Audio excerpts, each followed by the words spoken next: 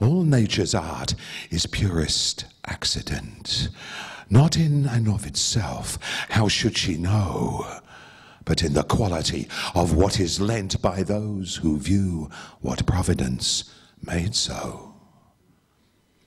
Take grass of softest green, in beetles' eyes, a dreary, harsh savannah, spiked and bound in monochrome and perilous disguise.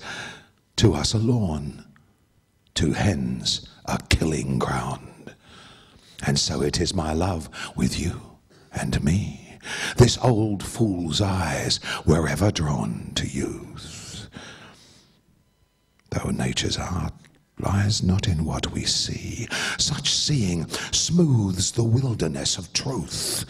Though as for that, no truth was ever known to topple skin-deep beauty from her